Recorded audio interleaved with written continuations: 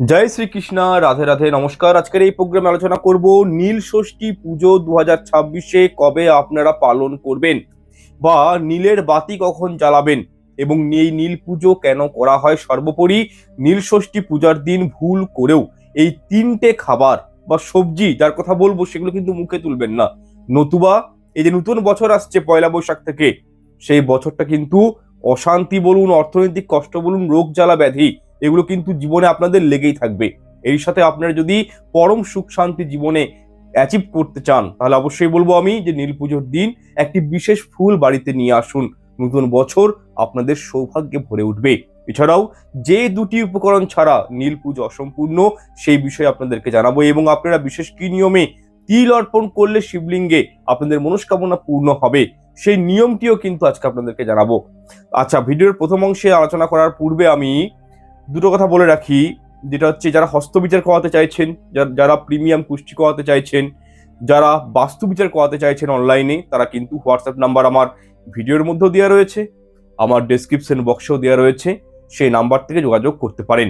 এবং আপনাদের যদি কোনো খুব ইম্পর্টেন্ট কোনো কোয়েরিজ থাকে, কিছু জানার থাকে, আপনারা হোয়াটসঅ্যাপ করতে পারেন। আমি প্রত্যেকদিন রাত 8টার পর কিন্তু সেই মেসেজগুলো দেখি এবং উত্তর দেওয়ার চেষ্টা করি।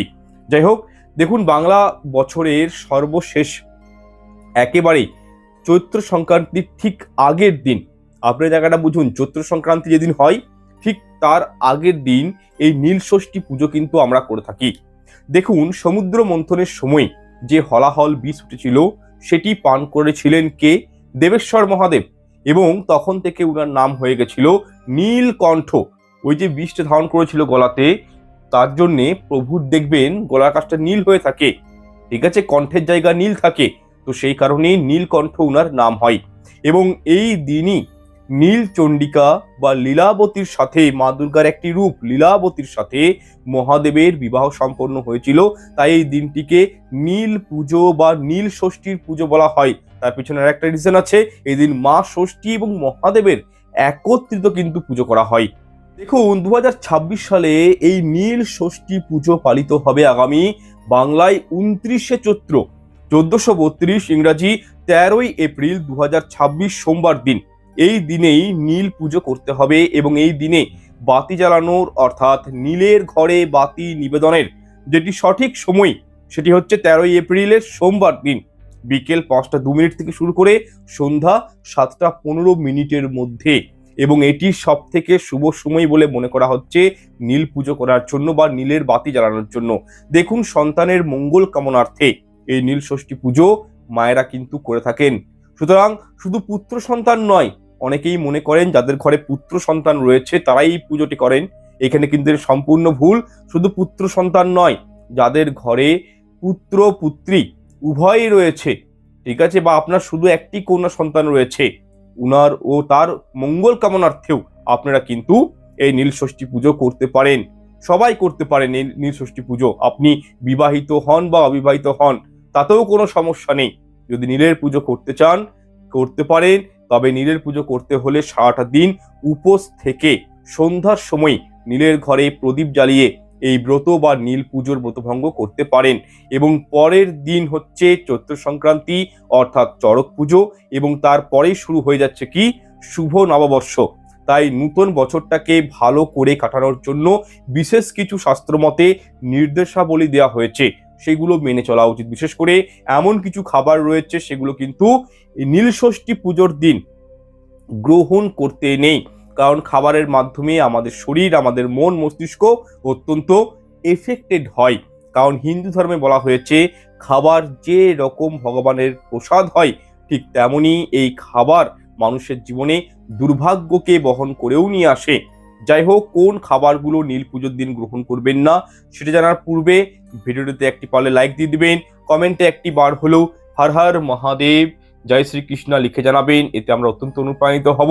চ্যানেলটি পারলে সাবস্ক্রাইব করে রাখবেন এবং যারা কন্ট্যাক্ট করতে চান, পুনরায় বলছি, হোয়াটসঅ্যাপ নাম্বার ডেসক্রিপশন বক্সে দেওয়া রয়েছে, যোগাযোগ করতে পারেন।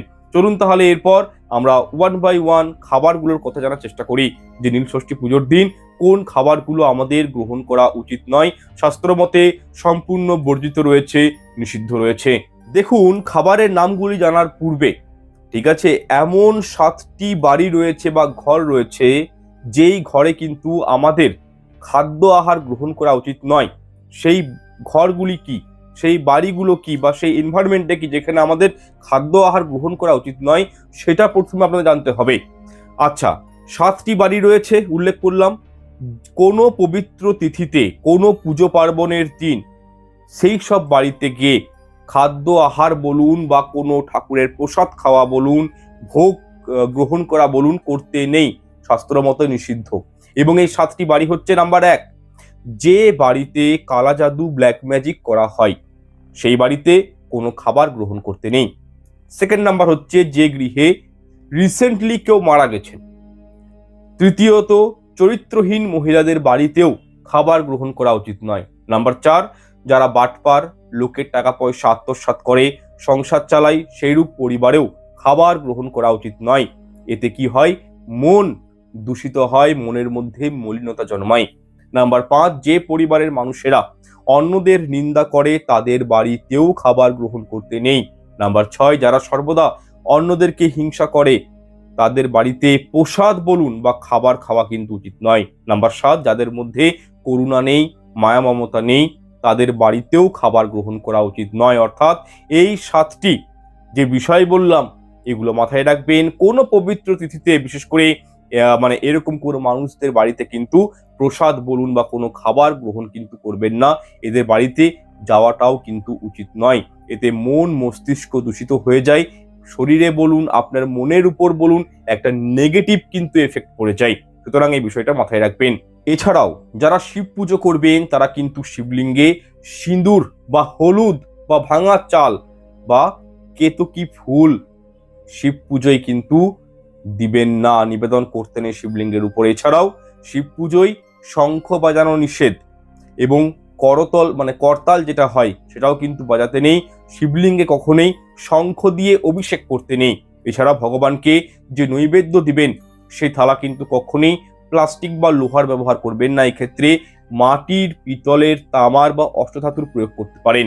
যাই হোক, এরপর জেনে নিন যে নীল পুজোর দিন কোন খাবারগুলো গ্রহণ করতে নেই। নাম্বার 1, কোনো প্রকারের আমিষ খাবার এই দিন গ্রহণ করবেন না। মাছ, মাংস, ডিম এবং বিশেষ করে মাশরুম গ্রহণ কিন্তু করতে নেই। মুসুর ডাল গ্রহণ করতে নেই, কারণ এগুলো কিন্তু তামসিক আহারের মধ্যেই পড়ে যায়। নাম্বার 2, কোনো প্রকারের নেশা ভাং যেমন পান, বিড়ি, সিগারেট, গুটখা, মদ্যপান এইগুলো করা থেকেও দূরে থাকবেন, নতুবা পুজো করার ফল কিন্তু পাবেন না। নাম্বার 3, চৈত্র মাসে বিশেষ করে নীল পুজোর দিন শিম জাতীয় কোনো সবজি গ্রহণ করতে নেই। এছাড়াও মোষের দুধ গ্রহণ করতে নেই। চৈত্র মাসে অধিক মশলাদার বা গুড়পাক জাতীয় খাবারও কিন্তু গ্রহণ করতে নেই। বিশেষ করে যাদের পরিবারে ছোট বাচ্চা রয়েছে, ঠিক আছে, তারা কিন্তু এই বিষয়টা মাথায় রাখবেন। কন্যা সন্তান হোক, পুত্র সন্তান হোক, যদি আপনাদের বাড়িতে ছোট শিশু থাকে তাহলে কিন্তু এই খাবারগুলোকে অ্যাভয়েড করবেন এবং অবশ্যই নীল পুজো ঘরে সম্পাদন করার চেষ্টা করবেন। এতে আপনার পুত্রীর আয়ু দীর্ঘায়ু হয়। কোনো যদি বিপদ আপদ অঘটন যোগ থাকে, নীল ষষ্ঠী পুজো করলে কি হয়, সেটা কিন্তু অঘটনটা কিন্তু দূরে সরে যায়। আপনার সন্তানের কিন্তু এতে মঙ্গল হয়, আয়ু বৃদ্ধি পায়, বিপদ আপদ থেকে আপনি রক্ষা পাবেন। দেখুন, নীল ষষ্ঠী অর্থাৎ নীল এবং ষষ্ঠীর পুজো করা হয়। মা ষষ্ঠী হচ্ছে বাচ্চাদের দেবদেবী, বাচ্চাদের দেবী, ঠিক আছে। তো সেক্ষেত্রে মা ষষ্ঠীর পুজো করবেন, নীলের পুজো করবেন, নীলের বাতি জ্বালাবেন। যদি তাও করতে না পারেন, এই দিনটা অন্তত নিরামিষ আহার গ্রহণ করবেন। আপনার ঠাকুর ঘরে শিবলিঙ্গ রয়েছে, উনাকে অভিষেক করবেন। মা দুর্গার ছবি রয়েছে, একটি অপরাজিতা ফুল, শিবজিকে একটি গোলাপ ফুল নিবেদন করবেন, তাতেও কিন্তু ভগবান প্রসন্ন হন। সুতরাং অবশ্যই প্রত্যেককেই বলবো, গুরুপাক জাতীয় খাবার, অধিক মশলাদার খাবার আপনারা কিন্তু কখনোই নীল ষষ্ঠী পুজোর দিন গ্রহণ করবেন না। এছাড়াও নীল পুজো সম্পূর্ণ উপবাস দিয়ে করতে হয়। যদি একান্তই আপনার ধরুন কোনো শারীরিক সমস্যা রয়েছে, তো সেক্ষেত্রে ফল, দুধ, মিষ্টি আদি গ্রহণ করেও এই পুজো কিন্তু করতে পারেন, তবে অবশ্যই এর জন্য ভগবানের কাছে ক্ষমা চেয়ে নেবেন। যাই হোক, নীলের ঘরে বাতি নিবেদনের সঠিক সময় হচ্ছে 13ই এপ্রিল সোমবার বিকেল 5টা 2 মিনিট থেকে শুরু করে সন্ধ্যা 7টা 15 মিনিটের মধ্যে, এবং এটি সব থেকে শুভ সময়। সুতরাং যারা নীলের বাতি প্রজ্বলিত করতে চান, নীল ষষ্ঠী পুজো করতে চান, শিবের মাথায় জল ঢালতে চান, তারা কিন্তু এই উক্ত সময়ের মধ্যে সম্পূর্ণ বিধি সম্পন্ন করার প্রয়োজন। এরপর জেনে নিন যে একটি বিশেষ ফুল এমন রয়েছে, এই ফুলটি মহাদেবকে যদি আপনারা নীল পুজোর দিন নিবেদন করতে পারেন মনে ভক্তি রেখে, তাহলে কিন্তু সমস্ত মনস্কামনা পূর্ণ হয়। এবং এই ফুলটি হলো গোলাপ ফুল। একদম ঠিক শুনেছেন, গোলাপ ফুল মহাদেবের অতি প্রিয় ফুল। আপনারা অতি অবশ্যই একটি বেলপাতা এবং গোলাপ ফুল, আর যদি পারেন নীল অপরাজিতা ফুল, নীল পুজোর দিন মহাদেবকে নিবেদন করে পুজো অর্চনা হয়ে যাওয়ার পর সেই ফুলগুলি নিজের ঠাকুর ঘরে বা যে লকারে আপনি টাকা পয়সা রাখেন, গহনাগাটি রাখেন, সেরূপ কোনো পবিত্র স্থানে রেখে দিন। আমি কথা দিচ্ছি, নতুন বছরে আর্থিক উন্নতি হবে চোখে পড়ার মতো। শুধু তাই নয়, মহাদেবকে নীল পুজোর দিন গোলাপ ফুল দেওয়া মানে জানেন, আপনারা জীবনে প্রচুর ধন সম্পত্তি অর্জন করতে পারেন, উনার অনুকম্পা লাভ করতে পারেন। কারণ গোলাপ ফুল যে ফ্র্যাগ্রেন্স, সেটা কিন্তু রিপ্রেজেন্ট করে শুক্র গ্রহকে, আর মহাদেবের কন্ট্রোলে কিন্তু 9টি গ্রহই রয়েছে। সুতরাং মা দুর্গা যিনি, মহাদেবও তিনি, ওনারা কিন্তু আলাদা নন। তো সুতরাং আপনারা যদি মা দুর্গাকে বলুন বা মহাদেবকে বলুন, এই নীল ষষ্ঠীর দিন যদি অপরাজিতা ফুল, গোলাপ ফুল যদি নিবেদন করতে পারেন, সাথে বিল্লপত্র নিবেদন করতে পারেন, তাহলে জেনে রাখুন শুক্র গ্রহ ওই গোলাপ ফুল দেওয়ার জন্য অ্যাক্টিভেট হয়ে যাবে, যার জন্য জীবনে আপনাদের প্রচুর অর্থ আসবে, মহাদেবের অনুকম্পা পাবেন এবং তার সাথে রোগ জ্বালা ব্যাধি থেকে মুক্তি পাবেন। তাই অবশ্যই বলবো, গোলাপ ফুলের মালা অথবা একটি গোলাপ ফুল হলেও আপনার শিবলিঙ্গে এই 13ই এপ্রিল সোমবার নীলষষ্ঠী পুজোর দিন ভক্তি সহকারে যে কোনো একটি মনস্কামনা রেখে আপনি কিন্তু নিবেদন করুন। যারা রোগে ভুগছেন, যারা অত্যন্ত চিন্তায় রয়েছেন, তারা অবশ্যই এই দিন যে কোনো শিবলিঙ্গের মন্দিরে যান, শিবজির মন্দিরে যান, ভক্তি সহকারে মহামৃত্যুঞ্জয় মন্ত্র পাঠ করুন। ওম ত্র্যম্বকম যজামহে সুগন্ধিম পুষ্টিবর্ধনম উর্বারুকমিব বন্দনান মৃত্যুর্মুক্ষীয়মামৃতাৎ। এই মন্ত্রটি আপনারা নেট থেকে পেয়ে যাবেন। এই মন্ত্রটি 108 বার জপ করুন এবং ডেইলি বেসিসে চ্যান্টিং করে যান। দেখুন, আপনার কঠিন থেকে কঠিনতর রোগ জ্বালা থেকে আপনারা কিন্তু রেহাই পেয়ে যাবেন শিবজির কৃপায়। যাই হোক, এখানে আরেকটি বিষয় বলে রাখি, দেখুন শিব পুজো কিন্তু বিল্লপত্র ছাড়া অসম্পূর্ণ। তাই সুন্দর নিখুঁত দেখে বেলপত্র যখন শিবলিঙ্গে নিবেদন করবেন, তার আগে বেলপত্রটিকে গঙ্গা জল দিয়ে ধুয়ে নিজের ডান হাতের এই মধ্যমা আঙুল দিয়ে বিল্লপত্রে শ্বেত চন্দন মাখিয়ে তারপর সেই বিল্লপত্র মহাদেবকে নিবেদন করবেন এবং তার সাথে গোটা একটি বেল পারলে অবশ্যই মহাদেবকে এই দিন নিবেদন করবেন। এরপর তৃতীয় ফুলটি হচ্ছে ধুতরা ফুল। ঠিক আছে, মহাদেবের খুবই প্রিয়। আপনারা সবাই জানি, শ্রাবণ মাসে যারা শিবলিঙ্গের পুজো করেন তারা সবাই জানে যে ধুতরা ফুল মহাদেবের কি পছন্দের একটি ফুল। আপনারা দেখবেন মনস্কামনা যাদের ধরুন বহুদিন ধরে পূরণ হচ্ছে না, তারা একটি হলেও ধুতরা ফুল মহাদেবকে নীল পুজোর দিন নিবেদন করুন, দেখবেন আপনাদের সমস্ত মনস্কামনা পূর্ণ হয়েছে। এছাড়াও অপরাজিতা ফুল, পদ্ম ফুল, নীলকমল মহাদেবের খুবই প্রিয় ফুল, এগুলো আপনারা কিন্তু এই দিন প্রভুর উদ্দেশ্যে নিবেদন করতে পারেন। যাই হোক, এরপর জেনে নিন যে দুটি উপকরণ ছাড়া নীল ষষ্ঠীর পুজো অসম্পূর্ণ থেকে যায়। প্রথমত, নীল ষষ্ঠী পুজোর আগের দিন অর্থাৎ 12ই এপ্রিল রবিবার দিন আপনারা প্রত্যেকেই নিরামিষ আহার গ্রহণ করবেন। সেই দিনটি বার করবেন এবং তার পরের দিন অর্থাৎ 13ই এপ্রিল সোমবার দিন নীল ষষ্ঠী ব্রত বা পুজো আপনারা কিন্তু উপোস করে ব্রত পালন করার চেষ্টা করবেন। যাই হোক, আপনারা 13ই এপ্রিল সোমবার শিবজির উদ্দেশ্যে জল অর্পণ করার সময়টি হলো সন্ধ্যা 5টা 2 মিনিট থেকে সন্ধ্যা 7টা 15 মিনিটের মধ্যে। সুতরাং যারা নীলের বাতি প্রজ্বলিত করতে চান, নীল ষষ্ঠী পুজো করতে চান বা শিবের মাথায় জল ঢালতে চান, তারা কিন্তু এই উক্ত সময়ের মধ্যে ক্রিয়াগুলি সম্পন্ন করার চেষ্টা করবেন। দেখুন, পরিবারের মঙ্গল কামনার্থে, বিশেষ করে সন্তান সন্ততির মঙ্গল কামনার্থে বাড়ির মহিলারা এই নীল ষষ্ঠী ব্রত পালন করে থাকেন। প্রভু মহাদেব, মা দুর্গার অপর একটি রূপ হচ্ছে মা ষষ্ঠীর উদ্দেশ্যে। যদিও আমরা প্রত্যেকেই জানি যে আশুতোষ শিবের পুজোতে খুব একটা আড়ম্বরের প্রয়োজন পড়ে না, তবু এমন দুটি উপকরণ রয়েছে সেগুলো শিবজিকে দেওয়া অত্যন্ত এই দিন শুভ বলে মনে করা হয়। যারা গৃহস্থ পরিবার থেকে বিলংস করছেন, যারা স্বামী সন্তান নিয়ে সংসার করছেন, সন্তান রয়েছে, স্বামী রয়েছে, সবাই রয়েছে, ভরপুর একটা সংসার, তাদের কিন্তু অবশ্যই বলবো আমি যে আপনারা কিন্তু নিজের শুধু নয়, নিজের সন্তানের মঙ্গল কামনার্থে নীল ষষ্ঠী পুজো করুন, নিজের স্বামীর মঙ্গল কামনার্থে নীলের পুজো করুন। দেখুন, যারা নীল ষষ্ঠী ব্রত পালন করেন তারা নিশ্চয়ই জানেন যে পুজোতে 5 রকমের বিশেষ ফল ভগবানের উদ্দেশ্যে নিবেদন করতে হয় এবং এই 5 প্রকার ফলের মধ্যে অবশ্যই বিশেষ দুটি এমন ফল রয়েছে সেগুলো কিন্তু নিবেদন করতেই হয়। প্রথমত, বোটাযুক্ত গোটা কাঁচা আম এবং গোটা বেল, এই দুটি ফল অবশ্যই নীল ষষ্ঠী পুজোর দিন মহাদেবকে নিবেদন করতে হয়, নতুবা কিন্তু পুজো অসম্পূর্ণ থেকে যায়। সাথে বিল্লপত্র অবশ্যই রাখবেন এবং মা ষষ্ঠীর উদ্দেশ্যে একটি লাল জবা ফুল এবং সিঁদুর থান অবশ্যই রাখবেন। দেখুন, উপরোক্ত এই দুটি ফল ছাড়া বাকি 3 রকমের ফল আপনি আপনার ইচ্ছা মতন দিতে পারেন। তার মধ্যে শসা, তরমুজ, আঙুর, আপেল, বেদানা, আপনার যেটা ইচ্ছা সেই ফল দিয়ে কিন্তু আপনি পুজো দিতে পারেন। তবে অবশ্যই গোটা বোটাযুক্ত আম এবং বেল অবশ্যই নিবেদন করবেন নীলষষ্ঠী পুজোর দিন শিবলিঙ্গে। তবে হ্যাঁ, আরেকটি বিষয় মাথায় রাখবেন, যে ফলগুলো আপনারা শিবের উদ্দেশ্যে নিবেদন করবেন সেগুলি যেন অবশ্যই গোটা থাকে। কাটা ফল এই পুজোয় কিন্তু দেয়া হয় না। আপনি 3 রকম, 5 রকম, 7 রকম, 9 রকম যত রকমের ফল দেন না কেন, আমি প্রত্যেককেই বলবো কেটে ফল দিবেন না। নীলষষ্ঠী পুজোর দিন গোটা গোটা ফল কিন্তু প্রভুকে নিবেদন করতে হয়। দ্বিতীয়ত, এই নীলষষ্ঠী পুজো যেহেতু দেবী দুর্গার আরেক রূপ লীলাবতীর উদ্দেশ্যে করা হয়ে থাকে, অর্থাৎ এই সময় যেহেতু শিব এবং নীলচণ্ডিকা অর্থাৎ লীলাবতী পরমেশ্বরীর মিলন অর্থাৎ বিবাহ সম্পন্ন হয়েছিল, সেহেতু এই পুজোর ক্ষেত্রে নীল রঙের অপরাজিতা ফুল অবশ্যই নিবেদন করতে পারেন মহাদেবের উদ্দেশ্যে, তাহলে সব দিক থেকে এটিকে শুভ বলা হয়। তবে যদি নীল অপরাজিতা ফুল এক্ষেত্রে আপনারা না পান কোনো কারণে, তাহলে সাদা অপরাজিতা ফুলও আপনারা কিন্তু পুজোর উদ্দেশ্যে ব্যবহার করতে পারেন। সাথে আপনারা আকন্দ ফুলের মালা অবশ্যই মহাদেবকে নিবেদন করবেন। সাথে ধুতরা ফুল, কলকে ফুল, এগুলি বাবা মহাদেবের অত্যন্ত পছন্দের ফুল, এগুলি কিন্তু মহাদেবকে অর্পণ করতে পারেন। তৃতীয়ত, যেসব মা বোনেরা মা বোনদের সন্তানেরা দুর্বল শারীরিক দিক থেকে বা কোনো হয়তো রোগে ভুগছেন, আপনার সন্তান সন্ততি বা সন্তানের দীর্ঘায়ু বা সুস্থতার উদ্দেশ্যে আপনারা কিন্তু এই দিন পুজোর সময় বাবা মহাদেবকে কালো তিল নিবেদন করতে পারেন। এর ফলে পরিবারের সন্তানেরা সুস্থ এবং নিরোগ থাকে। ধরুন আপনার ছোট বাচ্চা রয়েছে, সন্তান হোক সন্ততি হোক, আপনারা যদি নীলষষ্ঠী পুজোর দিন নিজের সন্তানের হাত দিয়ে মহাদেবকে কালো তিল নিবেদন করাতে পারেন, তাহলে এতে কিন্তু সেই সন্তান বা সন্ততি নিরোগ থাকেন। চট করে কোনো রকম কঠিন রোগ জ্বালা সেই সন্তানকে কিন্তু ধরতে পারে না। মহাদেবের কৃপা থাকে সেই সন্তানের উপর। তাই অবশ্যই বলবো এই দিন কালো তিল অল্প পরিমাণে হলেও আপনারা কিন্তু শিবলিঙ্গে নিবেদন করুন।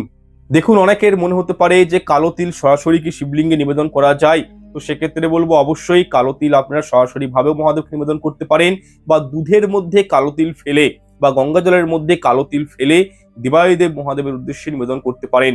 তবে একটি বিষয় মাথায় রাখবেন, আপনারা যদি বিশুদ্ধ গঙ্গা জল শিবলিঙ্গে অর্পণ করতে চান, তাহলে সেই গঙ্গা জল কিন্তু অন্য কোনো পাত্রে নেবেন না, তামার পাত্র এক্ষেত্রে ব্যবহার করবেন। কিন্তু আপনারা যদি পঞ্চামৃত বা দুধ, দই, ঘি, মধু, চিনি একত্রে মিশিয়ে পঞ্চামৃত করে বাবার মাথায় অভিষেক করতে চান, তাহলে সেক্ষেত্রে অবশ্যই পিতল অথবা কাঁসার পাত্র ব্যবহার করবেন, তামার পাত্র ব্যবহার করবেন না। তবে যে বিষয়টি না বললেই নয়, মহাদেবের পুজোর ক্ষেত্রে কোনো প্রকারের লোহা বা স্টিলের পাত্রে ব্যবহার করতে নেই। বিষয়টি আমি আগেও বললাম, এখনো বলছি, মাথায় রাখবেন। যাই হোক, নীলষষ্ঠী পুজো যারা করছেন তারা সারাদিন নির্জলা উপবাস দিবেন এবং সন্ধ্যা উক্ত টাইমের মধ্যে, যে টাইমগুলো আমি মেনশন করেছি, সেই টাইমের মধ্যে প্রদোষকালে শিবজির অভিষেক করার চেষ্টা করবেন। নিজের বাড়িতে করতে পারেন, কোনো শিব মন্দিরে গিয়েও এই পুজো করতে পারেন। তবে অবশ্যই শিবজির অভিষেক করার সময় উত্তর দিকে মুখ করে শিবলিঙ্গে পঞ্চামৃত বা জল অভিষেক করতে হয় এবং মনে মনে ওম নমঃ শিবায় এই মন্ত্রটি শুধু আপনারা 108 বার চ্যান্টিং করবেন। এবং তার সাথে দেখুন, তার সাথে মহামৃত্যুঞ্জয় মন্ত্র প্রত্যেককে বলছি আপনারা শুনে রাখুন। মহামৃত্যুঞ্জয় মন্ত্র নীলষষ্ঠী পুজোর দিন অবশ্যই 108 বার পাঠ করবেন। এতে কি হয়, অকাল মৃত্যুর ভয় থেকে মুক্তি পাওয়া যায়, আপনার সন্তান সন্ততির জীবনে মঙ্গল সাধিত হয়, সমস্ত অমঙ্গল এর ফলে কিন্তু দূরীভূত হয়। তবে সব থেকে গুরুত্বপূর্ণ যে বিষয়টি হলো সেটি হলো পুজো শেষে অতি অবশ্যই হাত জড়ো করে শিব এবং ষষ্ঠীর উদ্দেশ্যে নিজের মনস্কামনা জ্ঞাপন করা এবং সন্তান ও পরিবারের মঙ্গল কামনা চেয়ে নেওয়া। সাথে অবশ্যই একটি গাওয়া ঘিয়ের প্রদীপ আপনারা কিন্তু এই দিন গাওয়া ঘিয়ের প্রদীপ হোক বা তিলের প্রদীপ বা মোমবাতি এই দিন কিন্তু প্রজ্বলিত করতে হয়। এর সঙ্গে আপনারা 2 বা 4টি কর্পূর কিন্তু অবশ্যই জ্বালিয়ে দিবেন। সব শেষে নীলষষ্ঠীর যেটি ব্রতকথা, সেই ব্রতকথা কিন্তু শ্রবণ করার চেষ্টা অবশ্যই করবেন। তবে হ্যাঁ, পুজো সম্পূর্ণ হওয়ার পর এই ব্রতকথাটি কিন্তু শুনবেন। আপনারা ভিডিওতে মোবাইলে হোক কম্পিউটারে হোক আপনারা চালিয়ে দিবেন, শ্রবণ করলেও হবে এবং যদি আপনি পাঠ করতে চান সেটা করলে তো আরো ভালো। এতে অখণ্ড সৌভাগ্য লাভ হয়। নীলষষ্ঠী ব্রতকথা শুনলে সেই পুজো সার্থক হয়। শিবের ব্রতকথা শুনতে হয়, নতুবা কিন্তু সম্পূর্ণ পুজোর ফল পাওয়া যায় না। আপনি একাদশীর ক্ষেত্রেই দেখুন বা এই বিভিন্ন যে ব্রতকথাগুলো রয়েছে, ঠিক আছে, 12 মাসি ব্রত কথা রয়েছে, সেগুলো আপনারা যখন কোনো কিছু একটা ব্রত করছেন তখন কিন্তু ব্রত কথাটা শ্রবণ করলে কি হয়, সেই পুজোর সম্পূর্ণ ফলটা কিন্তু আপনার জীবনে বর্ষিত হয়। তাই অবশ্যই আমি বলবো এটি হচ্ছে একটি ম্যান্ডেটরি বিষয়, ব্রত কথা কিন্তু অবশ্যই শ্রবণ করবেন। যাই হোক, আজকের প্রোগ্রামটি দীর্ঘায়িত আর করছি না, এখানে শেষ করছি। দেখা হচ্ছে পরের অনুষ্ঠানে। ঈশ্বর আপনাদের মঙ্গল করুক। নমস্কার, ধন্যবাদ। কমেন্টে লিখবেন হর হর মহাদেব।